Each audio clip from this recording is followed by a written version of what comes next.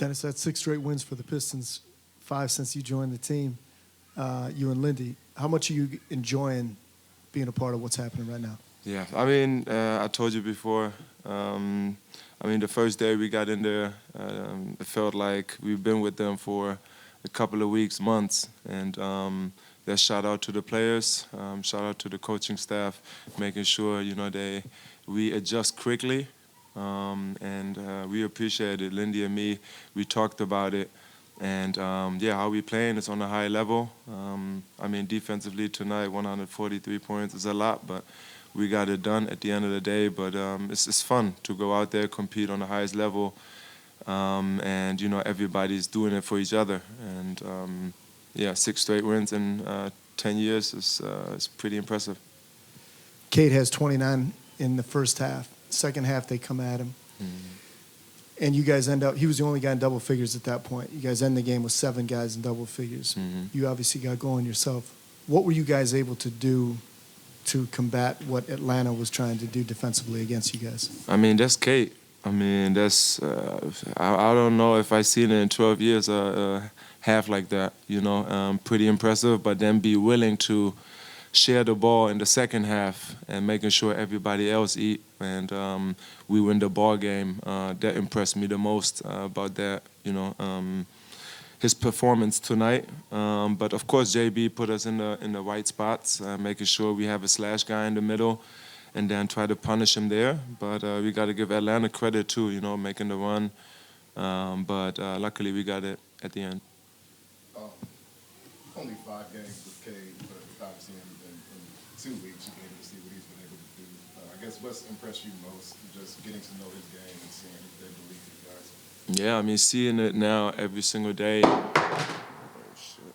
Sorry.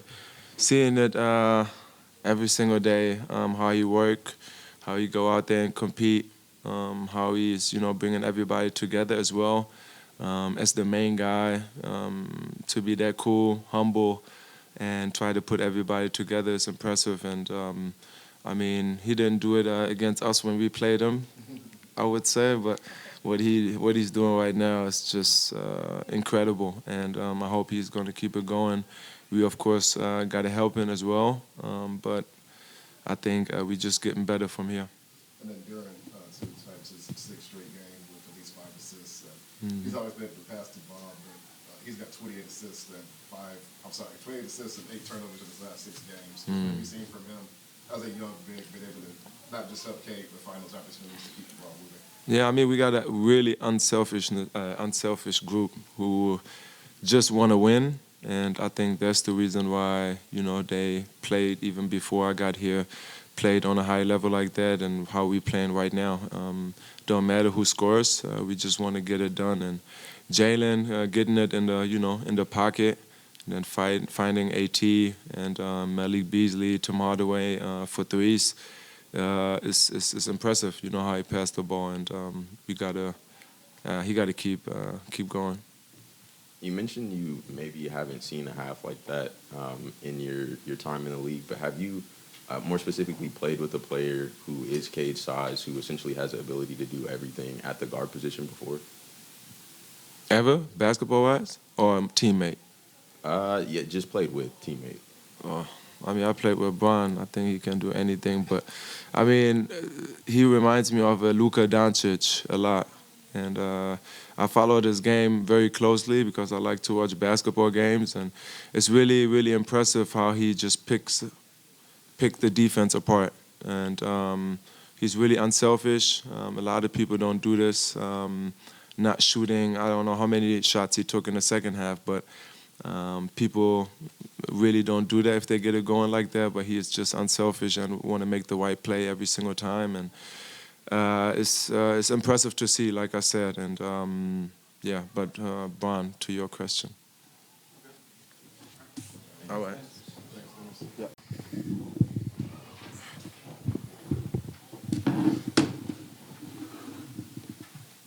Coach, there was a lot tonight, but what are you most pleased with tonight? You know, just that we continued to compete at the level that we did. You know, it's hard. It is hard. And I understand it from our guys' perspective, you know, how things started, right? When you get two guys, in foul trouble with 8 minutes in the game, you got to take out two of your key players. We have a reputation of being a physical defensive team. When that whistle starts to go that way, it changes, guys, because now they don't want to get in fouls and those types of things. So for us, what we got to figure out is, just be consistent. No matter what we're doing, be physical defensively. We'll earn the reputation where eventually the league will see that this is what we do.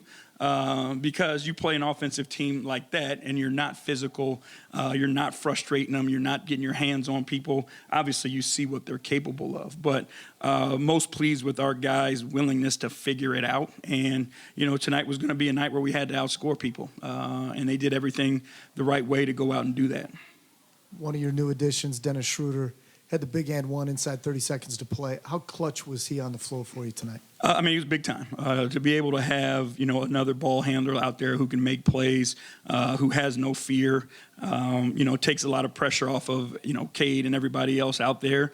But you need a guy who has courage, and this is what we envisioned when we made the trade for him to get him here, is him being in a lineup where he can help us finish. And he rose to the occasion tonight. Not only that, but he was really good defensively too, and understanding his assignment and keeping guys in front of him to finish the game for us. Tonight was Darren's sixth straight game with at least 5 assists, and he's always had the passing ability, but just, I guess, from like a comfort level standpoint and the confidence standpoint, what have you seen from him in the last 2 weeks as far as taking on the onus to do that? If they let him hoop, he would have had even more, right? And he is just a dynamic, offensive player. And it's an interesting because of his size and strength. Like, you don't typically see the finesse and the touch that he can play with the ball in his hands, right? Normally guys that are built like that just don't have that kind of hand-eye coordination and skill. But he's an elite passer and playmaker. We trust him with the ball in his hands. Like, they wanted to trap Cade early to start the second half, throw the ball to JD. JD has the ability to push it up the floor and make plays. So we're fortunate to have him. Obviously, Cade had it going early and throughout the first half, but how big was it for Tim Hardaway Jr. to step up once they started doubling, triple teaming him? Well, that's what it's going to come down to. He continues to play the way he plays and as aggressive as he is, teams are going to have to make tough decisions to figure out, what they're willing to live with. And tonight they made the decision to try to eliminate him with the traps. But you got to have other guys that are willing to step up and have the confidence to do that. And Timmy did it for us. If they want to get in a rotation, the threes are going to be wide open. You got to have the confidence to knock them down, and Timmy did. Coach, in particular, when it's a one-possession game in the final minute, you're keeping your composure, but as you watch your guys, like the play that Isaiah Stewart made against Trey there, obviously the successful challenge, what are you seeing from your group in those moments where this game could go either way? It's that grit, right? And it's the mental toughness that we talk about, a willingness to do whatever it takes to impact the game, to win the game. And, Stu does a phenomenal job in moving his feet in those switch situations, keeping Smalls in front of him. And, again, we're fortunate that we got Will back there to challenge that play. The decision was favorable for us. But, it just speaks to, the consistency of his ability to do that, slide his feet and make people take tough shots. Coach, you talked about how impressed you were with the guys around Cade when he's being doubled before he can even cross half. But how often, I guess, do you guys work on those situations? It's not every day that he has about 30, 10, and 5 and a half. We understand what opposing defenses want to do, right? And, we walk through it in shoot-arounds, go through it in practice or whatever it may be. And we've had enough games under our belt where teams have tried to trap him to know where the outlets are. And that's what it comes down to is, one, his willingness to get off of it because his trust is there for his teammates, and then his teammates being in the right spots and the ability to make whatever the next right play is, whether it's a shot for you, whether it's an attack and a play for somebody else. But our guys are extremely comfortable doing that. And then more specifically on Asar, how, as he's still developing his jumper, how impressed have you been with his ability to get in the dunker spot and close gaps to be able to find shots for him? He's a really good, not only is he a good cutter, but he recognizes and reads the game that's in front of him.